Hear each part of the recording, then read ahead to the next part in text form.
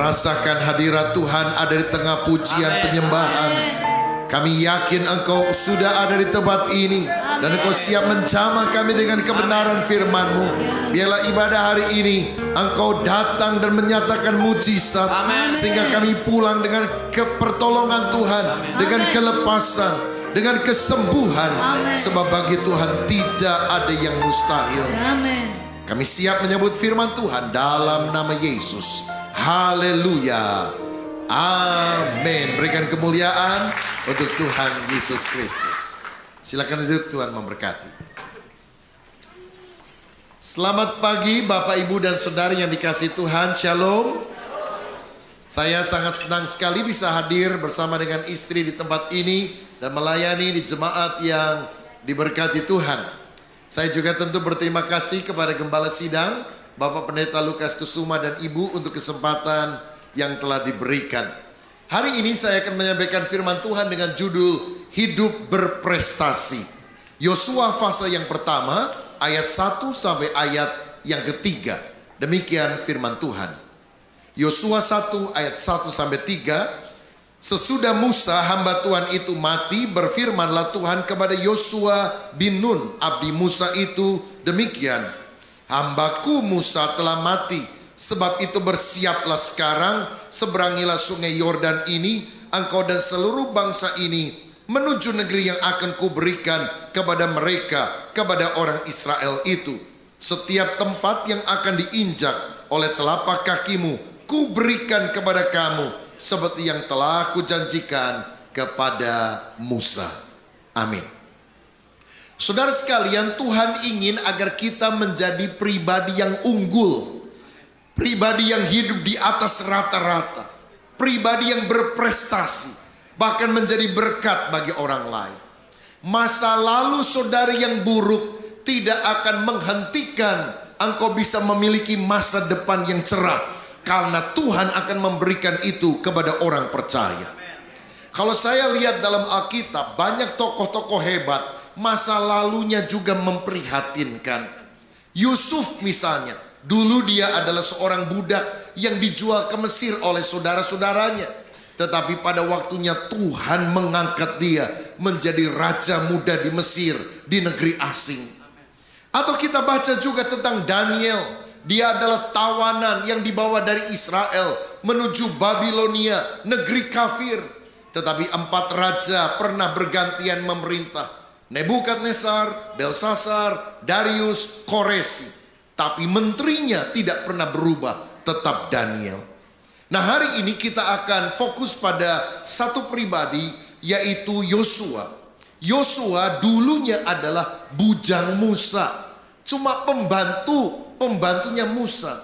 Tapi kemudian Tuhan mengangkat dia menjadi pemimpin yang berprestasi, yang membawa Israel masuk ke tanah perjanjian Kanaan. Bahkan Musa hanya bisa membawa mereka sampai ke perbatasan. Yosua lah yang menuntaskan tugas yang Tuhan sudah berikan itu.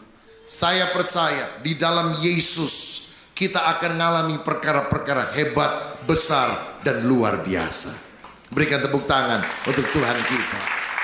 Saya pernah membaca kisah tentang seorang dari Korea Selatan bernama Lee Myung Bak. Pada waktu dia kecil, dia sangat miskin. Lalu pada saat remaja dia menjadi pedagang asongan. Dia pernah kerja sebagai buruh bangunan.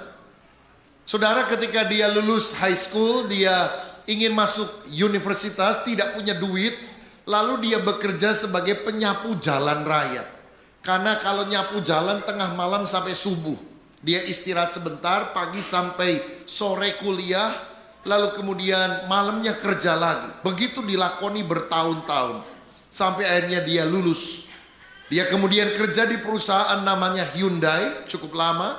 Salah satu tugas yang pernah dia terima adalah menjadi mandor pembangunan jalan raya Jakarta Cikampek. Karena dia diutus untuk menjadi mandor ke Indonesia tahun 1985-an. Setelah dia cukup lama kerja di sana, dia berhenti dari perusahaan Hyundai, dia masuk ke kancah politik. Tahun 1992 dia menjadi anggota Dewan Perwakilan Rakyat di Korea Selatan. 10 tahun kemudian, tahun 2002, dia terpilih menjadi wali kota Seoul, ibu kota Korea Selatan. Dan prestasi politiknya terpenting adalah tahun 2008 sampai tahun 2013, dia menjadi presiden Korea Selatan. Jadi siapakah presiden Korea Selatan? Mantan buruh bangunan, mantan penyapu jalan raya, mantan pedagang asongan. Tapi ketika orang beriman kepada Tuhan, seburuk apapun masa lalu saudara, masa depan kita cerah di dalam tangan Tuhan yang mampu melakukan segala perkara. Orang yang hidup di dalam Kristus, saya yakin akhir hidupnya happy ending. Kalau belum happy, belum ending. Berarti masih ada kesempatan yang Tuhan akan berikan kepada kita untuk kita menang. Dunia tidak bisa memberikan akhir yang happy, saudara. Dunia seringkali membuat kita mengalami duka. Ada seorang nangis, temannya datang. Kenapa kamu nangis? Kamu sakit, kamu susah, kamu ada masalah. Oh bukan, saya baru baca buku, endingnya sedih banget. Buku apa? Buku novel? Bukan, buku tabungan saya, endingnya jelek banget katanya. Itulah yang bisa diberikan dunia. Tapi di dalam Kristus happy ending. Karena Allah yang kita sembah, Allah yang baik untuk kita. Nah hari ini saya ingin ajak saudara untuk melihat ada 4 kunci bagaimana kita bisa mengalami kehidupan yang berprestasi seperti Yosua. Dari bujang dia menjadi seorang pemimpin. Ada 4 K yang saya mau bagikan. K yang pertama adalah keyakinan iman. Kalau saudara baca dalam Bilangan 13 dan 14, sebelum orang Israel masuk ke tanah Kanaan, maka Musa telah mengutus 12 pengintai melihat kondisi tanah itu. 10 orang secara negatif berkata, memang tanah itu subur, tapi bangsanya besar-besar dan mereka akan menelan kita sampai habis. Tetapi 2 orang positif, yaitu Yosua dan Kaleb. Dan apa yang mereka katakan? Dalam Bilangan 14 ayat 6 sampai 9 dikatakan, tetapi Yosua bin Nun dan Kaleb bin Yefune yang termasuk orang-orang yang telah mengintai negeri itu mengoyakkan pakaiannya dan berkata kepada segenap umat Israel, negeri yang kami lalui untuk diintai itu adalah luar biasa baiknya. Jika Tuhan berkenan kepada kita, maka ia akan membawa kita masuk ke negeri itu dan akan memberikan kepada kita suatu negeri yang berlimpah-limpah susu dan madunya.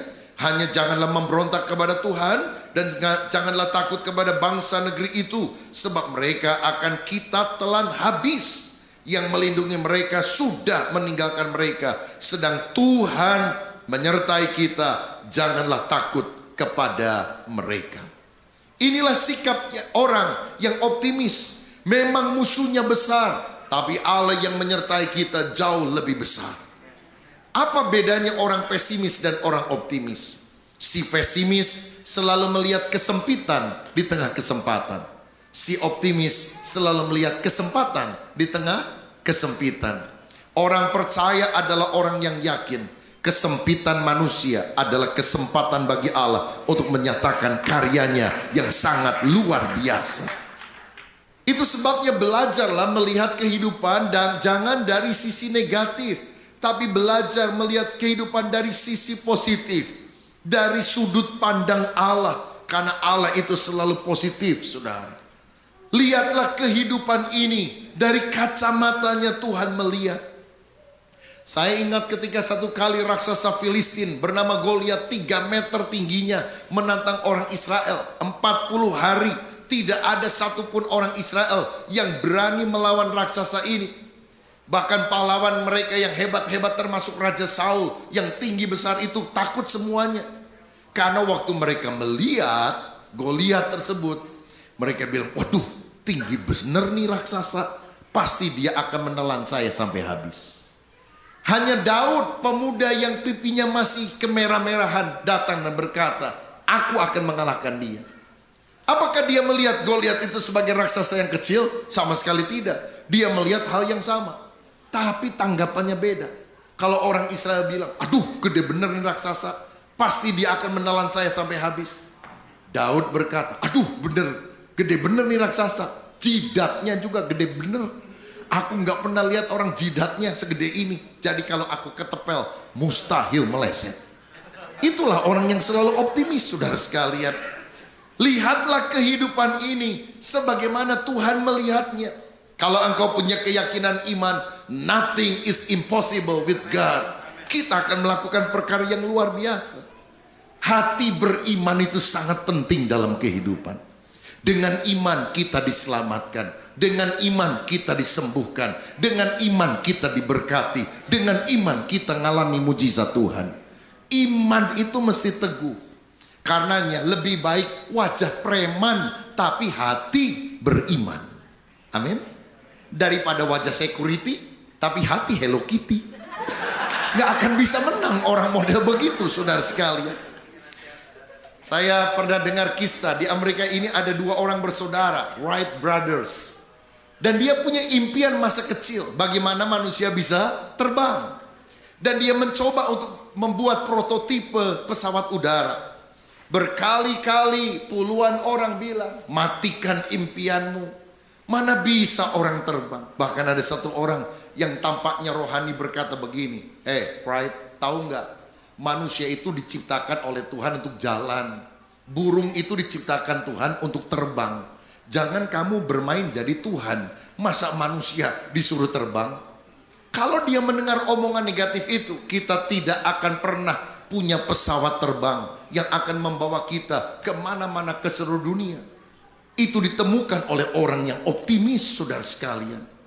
Tutup telingamu untuk omongan negatif orang lain. Saudara tahu, menurut para pakar, kumbang itu tidak bisa terbang. Karena sayapnya kecil, padahal badannya berat. Beda dengan lalat. Lalat memang sayapnya kecil, tapi badannya ringan. Jadi menurut para ahli, kumbang tidak bisa terbang, hanya lalat yang bisa terbang. Saudara tahu kumbang? Kumbang bisa terbang atau tidak? Bisa. Kenapa kumbang bisa terbang? Jawabannya simpel, karena dia tidak pernah dengar pendapat para pakar. Dia tidak peduli nasihat para ahli. Yang dia tahu Tuhan kasih saya sayap, dan sayap gunanya untuk terbang. Jadi dia terbang. Orang boleh bilang, mana bisa, mana mungkin. Dalam Tuhan bisa. Berikan tepuk tangan untuk dia. Haleluya. Bisakah saya disembuhkan dari penyakit ini? Bisa. Bisakah saya punya pekerjaan yang lebih baik? Bisa. Bisakah status saya tahun depan menjadi lebih jelas? Bisa. Bisakah saya berhenti jadi kontraktor besar? Maksudnya ngontrak aja rumah dari dulu. Dan kalau pindah bawa koper besar-besar. Dan 2 tahun lagi saya punya rumah sendiri? Bisa. Yang belum kawin, bisakah saya punya pasangan hidup yang takwa, tampan, dan tajir alias kaya? Bisa. Tidak ada yang tidak bisa bagi Tuhan. Tuhan mampu melakukan segala perkara. Itu sebabnya keyakinan iman sangat perlu kita miliki dalam kehidupan. Yang kedua, apa yang membuat kita bisa berprestasi seperti Yosua adalah kesiapan diri. Ayat 2 dikatakan dari Yosua 1 tadi, hambaku Musa telah mati, sebab itu bersiaplah sekarang. Seberangilah sungai Yordan ini, engkau dan seluruh bangsa ini menuju negeri yang akan kuberikan kepada mereka, kepada orang Israel itu. Kesiapan diri sangat penting. Saya yakin masa depan yang cerah akan Tuhan berikan bagi orang yang tahu mempersiapkan diri dengan baik. Karena sukses itu adalah ketika kesiapan kita bertemu dengan kesempatan Tuhan. Bagian kita mempersiapkan diri, bagian Tuhan membuka pintu kesempatan. Dan saya yakin tahun-tahun ini adalah tahun kesempatan yang luar biasa yang Tuhan akan berikan kepada saudara. Mulai tanggal 4 September yang lalu kita memasuki penanggalan tahun Yahudi yang baru, Rosh Hashanah, tahun baru Yahudi. Namanya tahun Ayin Dalet. Ayin itu tulisan Ibrani berbentuk mata. Dan ini bicara tentang mata Tuhan yang terarah kepada kita umatnya. Dan kalau mata kita juga tertuju kepada Tuhan, maka Dalet itu berarti pintu gerbang atau pintu. Ketika mata kita tertuju kepada Tuhan, maka pintu kesempatan Tuhan buka. pintu berkat Tuhan buka, pintu mujizat Tuhan akan buka. Tugas Tuhan adalah memberikan kesempatan kepada kita. Tugas kita adalah mempersiapkan diri dengan baik. Kan itu persiapkan diri kita dengan sebaik mungkin, bahkan sebelum mujizat itu saudara alami. Saudara ingat tadi pada waktu Daud mengambil alih-alih dan kemudian dia melemparkannya itu kepada Goliat. Bah, batu kena Goliat dan dia mati. Kira-kira apakah Daud baru belajar melontar batu dengan alih-alih tadi malam? Tidak. Berapa lama dia perlu belajar? Mungkin berbulan-bulan, mungkin bertahun-tahun. Di mana dia belajar? Di tempat sunyi. Cuma ada kambingnya yang lihat.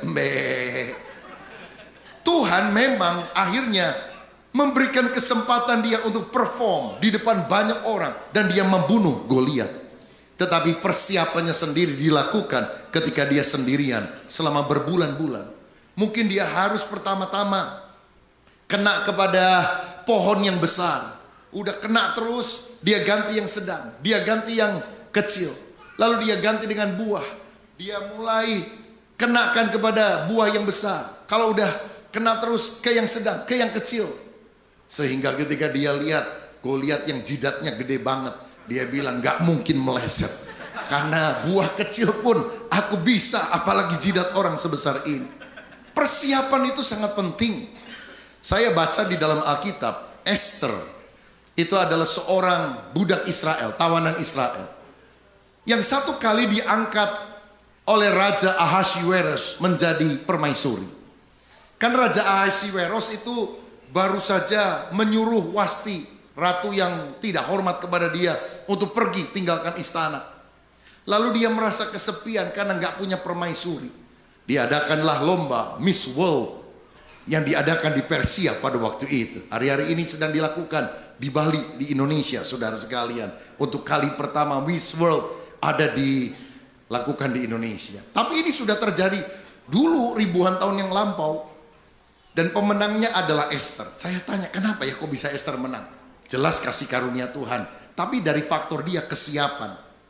Esther itu mempersiapkan diri menurut Alkitab 1 tahun hanya untuk ketemu raja 1 malam. Dia lakukan persiapan 1 year hanya untuk ketemu raja 1 night. Yang lain mungkin bilang, ngapain siapin 1 tahun? Udahlah cukup beberapa hari. Dan gak menang, saudara. Esther yang lakukan persiapan begitu lama.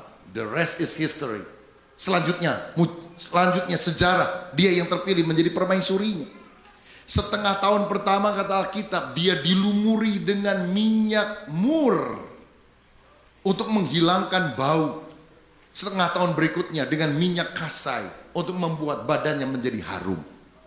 Kalau ada saudara yang tahu di Indonesia kan keluarga banyak yang punya pembantu. Kalau ada pembantu yang kita minta untuk bantu di rumah kita dan dia baru dari kampung, belum pernah datang ke kota, belum pernah kerja. Begitu datang ada bau khas, saudara-saudara. Bukan bau busuk, bukan, tapi bau kampung. Nah, ratu kecantikan dunia nggak boleh baunya, bau kampung seperti itu. Harus dibuang baunya, saudara sekalian. Dengan minyak 1 tahun. Bayangkan persiapan sangat penting untuk keberhasilan. Banyak kali orang sekarang ingin perform, ingin tampilnya, tapi nggak mau persiapannya. Bagaimana mungkin bisa kita ngalami perkara yang luar biasa? Nah, kesiapan apa yang dilakukan oleh Yosua? Yang pertama adalah kesiapan hati. Dia menjadi bujangnya Musa. Sampai akhirnya dia diangkat menjadi hamba Tuhan. Kemana-mana Musa pergi, dia yang angkat tasnya, saudara. Disuruh-suruh sama Musa, dia nurut terus. Dengarkan saya, saudara harus punya visi yang besar, tapi tetap setia mengerjakan perkara yang sederhana. Karena pada waktu kita melakukan pekerjaan yang sederhana, apalagi kalau kita punya leader di atas kita dan kita tetap submit kepada dia, sebetulnya yang Allah siapkan adalah hati kita. Allah memberkati orang yang hatinya rendah. Air selalu mengalir dari tempat yang tinggi ke tempat yang lebih rendah. Allah menentang orang yang congkak, tapi mengasihani orang yang rendah hati. Saya yakin kalau Tuhan bawa meteran, dia nggak ukur lingkar kepala kita. Yang dia ukur adalah lingkar hati kita. Orang yang hatinya rendah pasti diangkat oleh Tuhan. Tetapi yang kedua adalah kesiapan pengetahuan dan keterampilan. Dengan cara magang dari Musa, kita juga harus belajar dari orang lain. Saudara tahu Musa itu adalah seorang penasehat yang luar biasa. Dia duduk dari pagi hingga petang menghakimi orang Israel yang selalu datang bawa masalah. Orang mau cerai minta nasihat sama Musa. Orang gak punya duit minta nasihat sama Musa. Orang mau kawin minta nasihat sama Musa. Orang berantem minta nasihat sama Musa. Dan siapa yang duduk di samping Musa untuk mendengar begitu banyak masalah dari umat Israel? Yosua. Lama-lama karena dia duduk berbulan-bulan, bertahun-tahun, jadi pintar saudara. Dia jadi berhikmat. Walaupun dia nggak sekolah tinggi, nggak punya gelar luar biasa, profesor, doktor, karburator, kotor, bocor.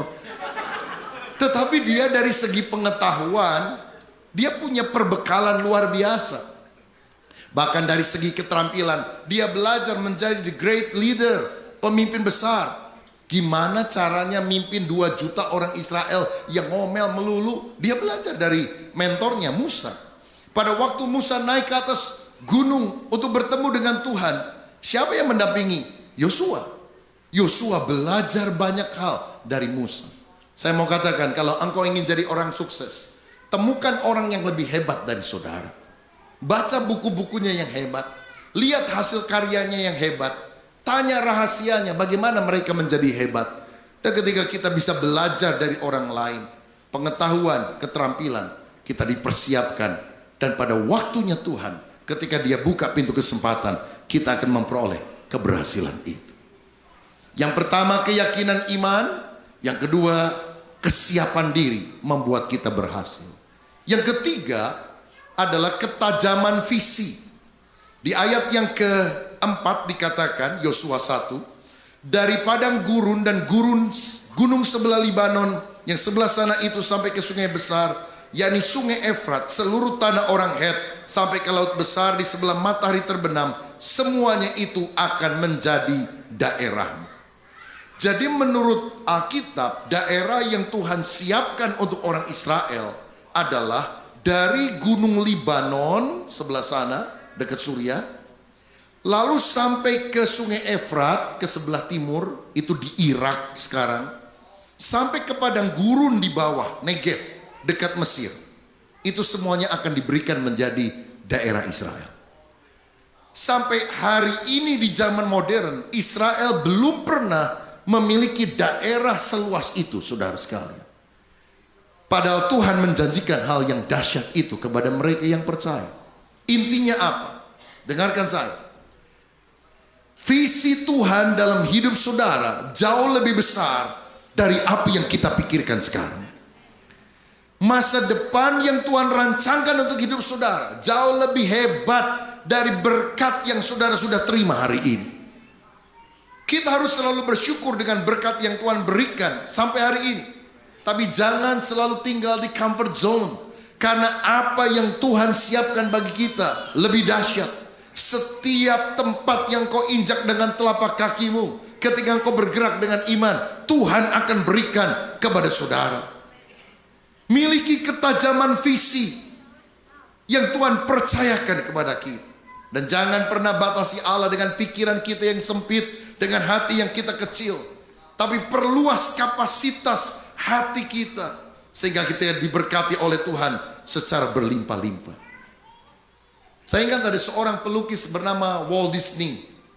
Dia dulu cari hidup dengan cara melukis.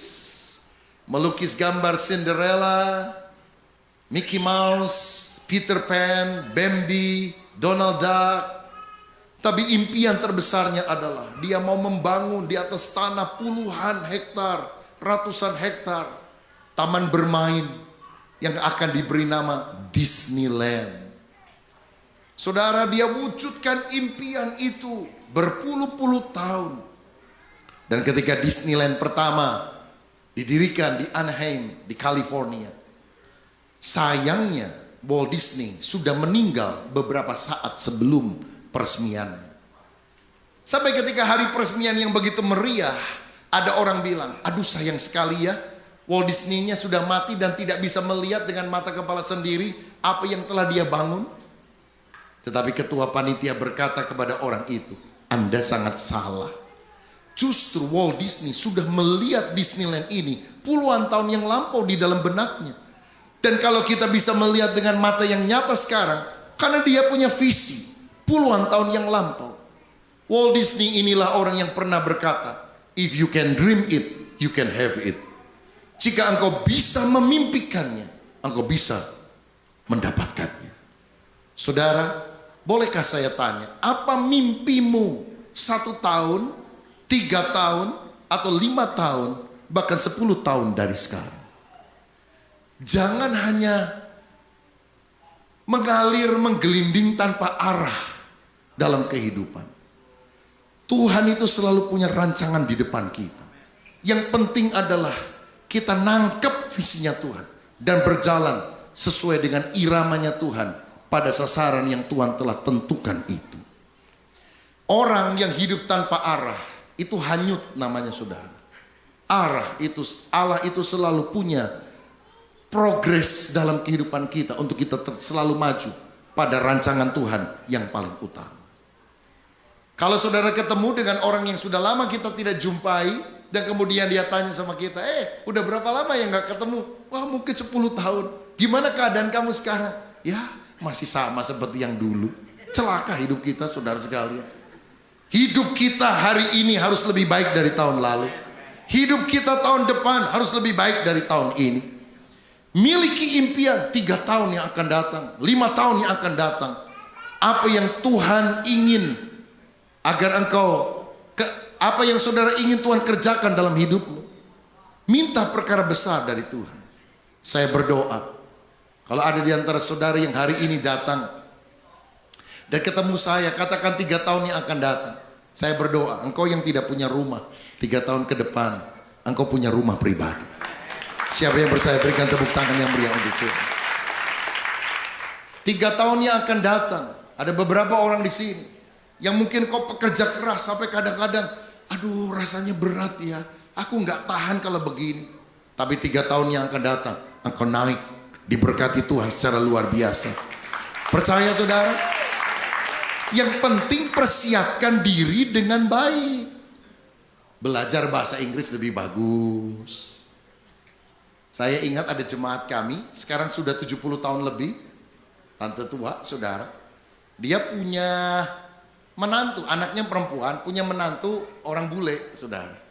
Lalu kemudian saya tanya, tante ngomong sama menantu bahasa apa? Ya bahasa Inggris dong. Oh tante bisa bahasa Inggris?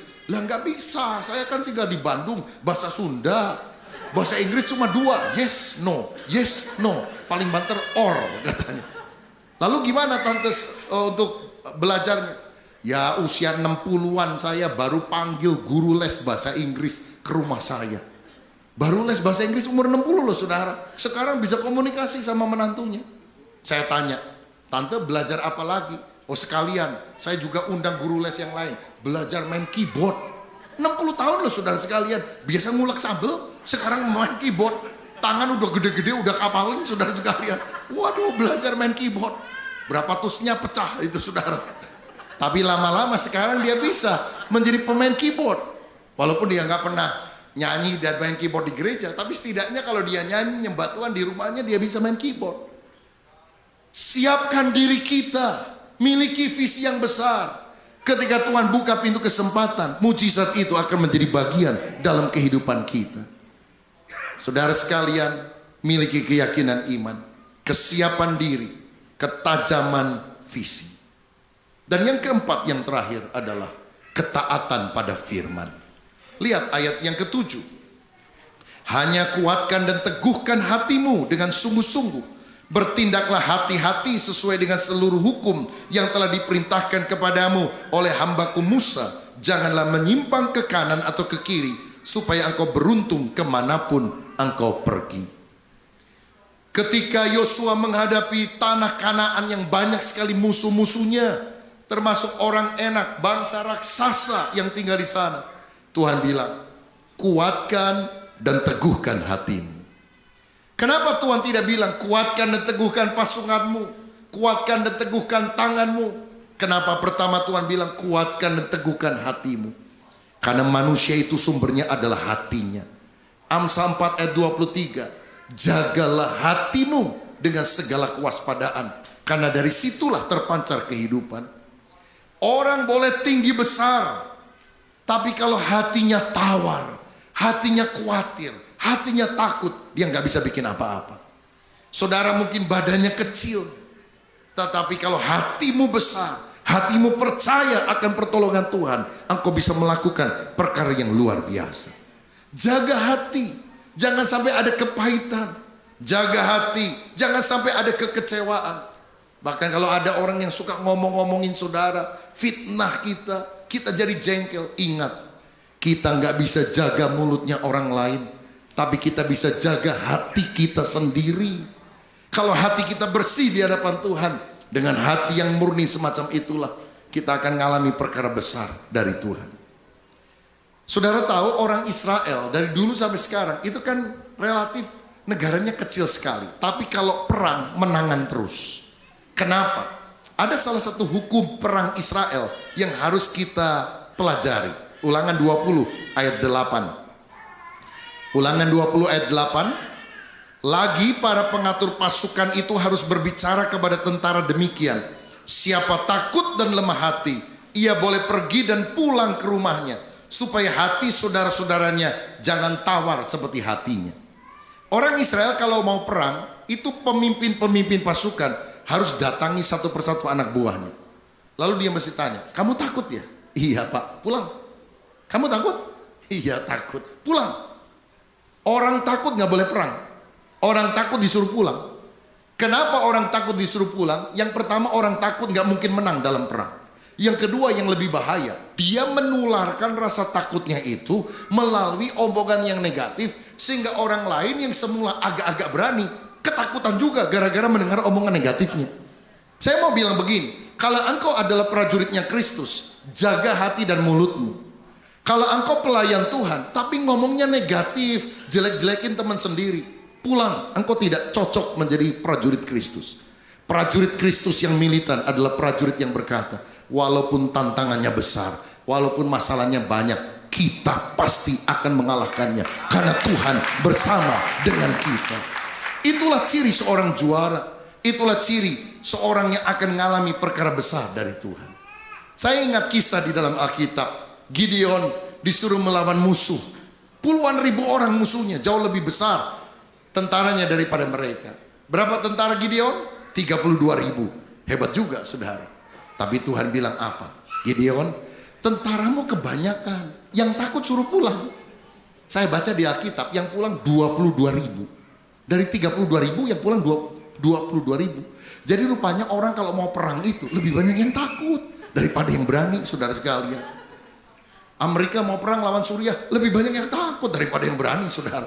Ya, dan kita doalah supaya jangan perang begitu. Tuhan bilang 22 ribu pulang, 10 ribu sisanya. Masih terlalu banyak. Disortir lagi, sisanya berapa? 300. Tapi dengan 300 orang yang berani militan, mereka mengalahkan puluhan ribu musuh. Bukan soal berapa besar kekuatan fisikmu, tapi berapa kuat hatimu. Israel dari dulu sampai sekarang menangkan itu karena ini loh saudara sekalian, punya hati yang perkasa. Saudara tahu, satu kali tahun 1967 itu negara-negara Arab kompak semuanya menyerbu Israel dengan tujuan menghapus Israel dari peta dunia. Dan mereka bilang, kalau semuanya kompak, paling berapa waktu aja habis tuh Israel. Terjadilah perang, 6 hari cumaan perangnya. Semua negara Arab kalah semuanya. Saya mau bilang, bahkan Amerika Serikat yang hebat, bertahun-tahun di Afghanistan tidak bisa menyelesaikan masalah. Israel dikepung hanya 6 hari, selesai. Kalau bukan Tuhan, mana bisa? Sampai akhirnya ada anekdot bilang begini. Ketika mereka mau diserang, mereka telepon ke Amerika, dia bilang, kami minta bantuan bukan pasukan. Kami mau beli senjata-senjata yang paling hebat yang kamu punya. Dan kami minta waktu 1 minggu untuk mencoba. Lalu setelah dikirim, mereka coba 6 hari. Hari ke-7 mereka kembalikan, saudara-saudara. Jadi gratis. Orang Yahudi kan pintar, saudara. Si puahnya tajam gitu ya, hitungannya luar biasa. Nah, dalam perang 6 hari itu, salah satu daerah yang mereka taklukkan adalah Yerusalem sebelah timur. Mereka merebut dari Yordania. Nah, saudara, kalau ada yang masih ingat, dulu pemimpin perangnya Israel, jenderalnya, itu bintang jenderal mata satu. Namanya Moshe Dayan. Nah, ceritanya begini nih, Raja Yordania ngomong sama Moshe Dayan, jangan berantemlah kita, sudah kita runding saja damai. Gimana kalau kita bicara 4 mata? Ngamuk Moshe Dayan, saudara sekali, karena matanya kan satu, ditutup kayak bajak laut. Ini menghina saya, kurang ajar katanya. Maka dia bilang ginilah, oke, saya juga setuju perundingan ini. Gimana kalau kita bagi 2 saja daerah ini? Karena tahun 67 itu Yerusalem Timur dimenangkan oleh Israel dan mereka merebut satu bagian yang sangat penting, namanya The Wailing Wall atau tembok ratapan, yaitu tembok luar yang di dalamnya itu dulu ada Bait Salomo. The Wailing Wall, tembok ratapan. Udahlah jangan perang, kita bagi 2 saja. Bagi 2 gimana? Kata Raja Yordania, begini, kami dapat temboknya, Anda dapat ratapannya. Gimana, setuju nggak? Yang marah juga mereka, saudara sekalian. Terjadilah perang 6 hari. Tuhan memberikan kemenangan. Secara dari sudut pandang Tuhan memang kasih karunia Tuhan. Tapi dari sudut pandang kesiapan kita, karena mereka selalu harus deal dengan setiap pribadi. Kamu takut? Pulang. Hati harus berani. Kesiapan hati itu harus mantap dalam hidup kita. Dan gimana supaya hati kita selalu penuh dengan rasa percaya luar biasa kepada Tuhan? Hanya satu, menjaganya dengan firman. Dalam hatiku, aku menyimpan janjimu supaya aku tidak berdosa terhadap engkau. Firman ini pelita bagi kaki kita, terang bagi jalan kita. Saudara sekalian, ketika kita tiap hari baca firman, hidup taat sesuai dengan firman, itu kuasa Allah akan mengalir. Karenanya ayat 8 berkata, jangan kamu lupa memperkatakan kitab Taurat ini, tapi renungkanlah itu siang dan malam. Bertindaklah hati-hati sesuai dengan segala yang tertulis di dalamnya. Maka perjalananmu akan berhasil dan engkau akan beruntung. 3 hal yang dikatakan Allah tentang firman-Nya. Pertama, renungkan firman. Kedua, perkatakan firman. Ketiga, lakukan firman. Bertindak hati-hati artinya lakukan firman. Renungkan firman. Ku renungkan firman-Mu siang dan malam, ku pegang perintah-Mu dan ku lakukan. Saudara sekalian, renungkan firman, perkatakan firman, lakukan firman. Perjalananmu berhasil, engkau akan beruntung. Alkitab adalah peta jalan menuju keberhasilan dan keberuntungan. Kalau saudara pergi ke New York misalnya atau ke kota lain dan saudara tidak tahu dengan jelas jalan-jalan ke sana, kita nggak usah khawatir sekarang. Sudah ada alat namanya GPS, Global Positioning System. Kita tempel GPS, lalu kita masukkan alamatnya, dia akan kasih petunjuk sama kita. Belok kiri, belok kanan, belok kiri, belok kanan, sampai tujuan. Orang Kristen kalau nggak mau tersesat dalam hidupnya, tapi mencapai keberhasilan dan keberuntungan, mesti punya GPS, God's Positioning System. Dan itu adalah Alkitab. Bahasa Indonesia lebih gampang dari bahasa Inggris. Bukan GPS, GPS. Tahu saudara? Goblok pasti sampai. Sampai mana? Keberhasilan dan keberuntungan yang Tuhan berikan kepada kita. Karena dia adalah penuntun yang luar biasa. Kalau ada di antara saudara yang merasa bodoh menghadapi kehidupan ini, gak tahu gimana caranya mencapai keberhasilan, taat pada firman. Engkau akan lihat mujizat Allah dinyatakan lebih daripada kemampuan kita.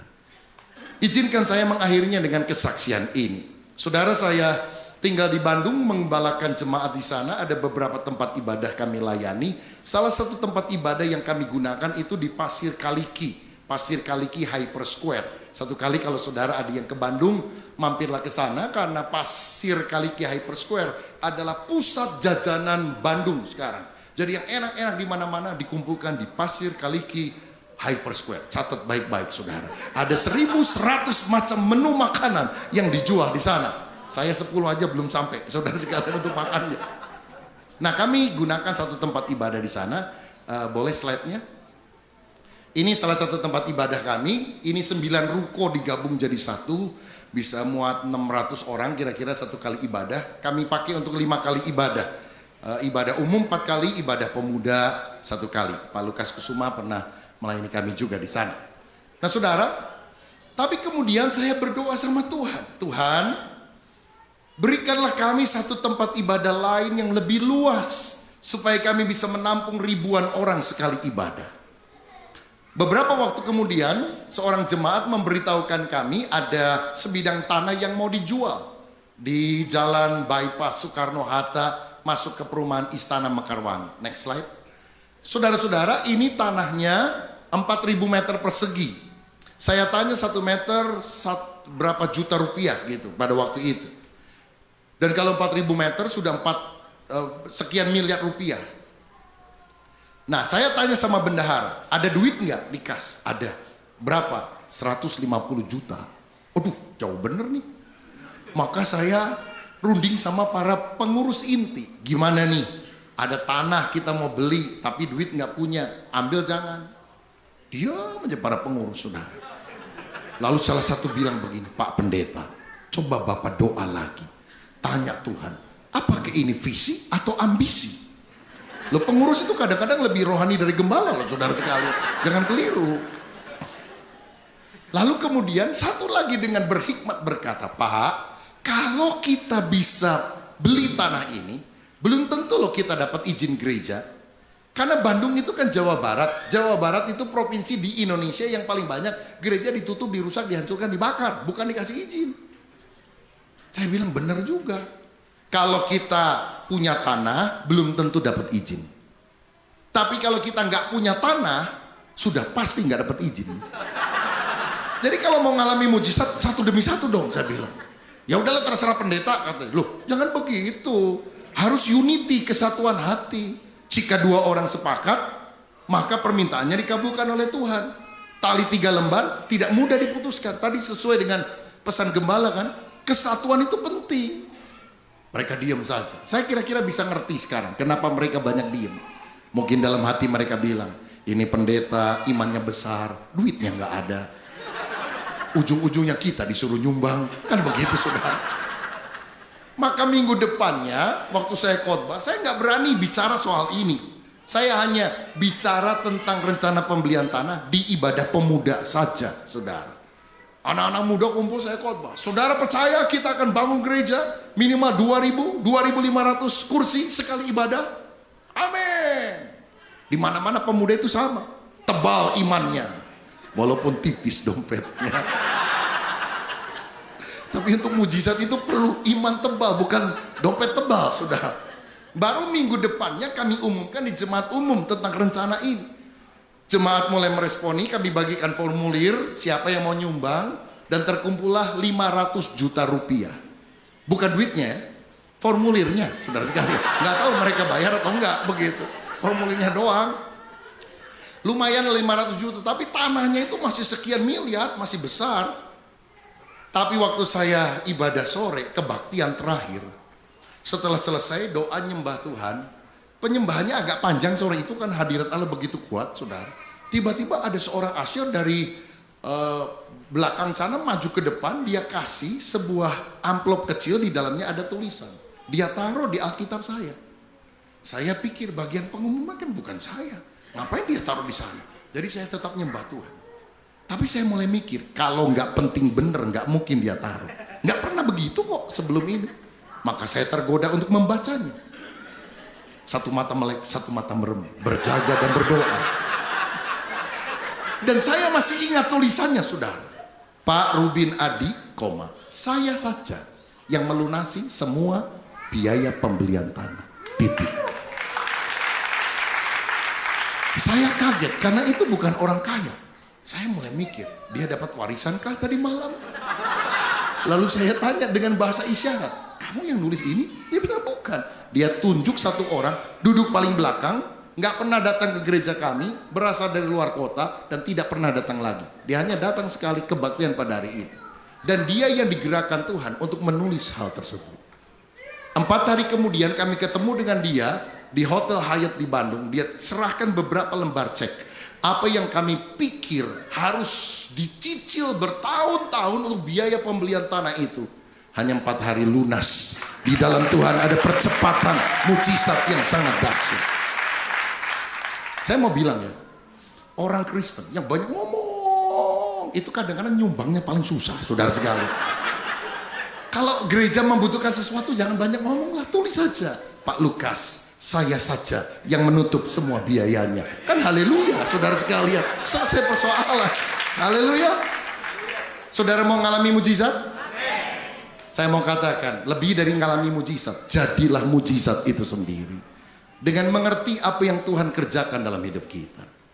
Kami urus izin gerejanya, nggak mudah saudara, susah. Tapi akhirnya keluar izin gereja resmi di Indonesia. Tuhan itu baik. Dan kami bangun, next slide. Sebuah gedung gereja 5 lantai. Lebarnya depan kira-kira tanah kita sekarang kita kembangkan bukan cuma 4.000 jadi 8.000 lebih saudara. Ya, depannya mungkin 40 meter, ke belakangnya 120 meter. Kita masih ada 150 meter lagi di seberangnya. Dan ini salah satu ibadah yang kita gunakan di main hall, bisa 2.300 sampai 2.500 orang sekali ibadah. Nama gedungnya Stairway from Heaven, tangga dari sorga. Arsiteknya bilang Stairway to Heaven. Saya bilang, saya rasa pernah ada lagu rock itu dari Led Zeppelin, namanya Stairway to Heaven. Saya bilang enggak Pak, kita Stairway from Heaven saja. Karena Stairway to Heaven dari bawah ke atas itu agama, Stairway to Heaven. Tapi kita hidup only by grace, Stairway from Heaven. Karena Tuhan yang mengerjakan dari atas untuk kita. Saudara-saudara, Allah yang kita sembah itu luar biasa. Biayanya kami baru resmikan beberapa bulan yang lalu. Biayanya kira-kira 64 miliar. Lebih dari 6 juta US dollar.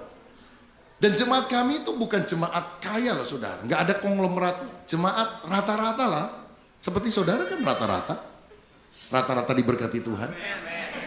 Jadi kita mulai satu hati untuk melakukan itu. Ibu-ibu di gereja kami usul saudara ketika mulai pembangunan 3 tahun yang lalu. Pak, gimana kalau kita buka kantin, jual bakso, siapa tahu keuntungannya bisa untuk menopang gereja. Saya bilang silahkan. Tapi saya mikir, aduh berapa miliar bakso yang harus dijual ibu-ibu untuk melunasi gedung gereja semahal ini saudara sekalian. Tapi dia Yehova Jireh, Allah yang selalu sediakan semua tepat pada waktunya. Allah membuat semuanya berhasil karena kebaikan. Saya mau berdoa bagi saudara, untuk saudara ini. Pergumulan kita beda, masalah kita nggak sama, tapi Allah yang kita sembah sama. Apakah ada yang sulit bagi Tuhan? Tidak ada. Kalau engkau punya keyakinan iman, punya kesiapan diri, engkau akan lihat mujizat Allah dinyatakan. Saudara, engkau punya ketajaman visi, dan kau juga punya ketaatan pada firman. Apa yang firman katakan walaupun melampaui logika kita, taat saja. Tuhan akan nyatakan mujizat. Dan engkau akan bersyukur karena kebaikan Tuhan yang kau alami hari lepas hari. Saya undang kita berdiri.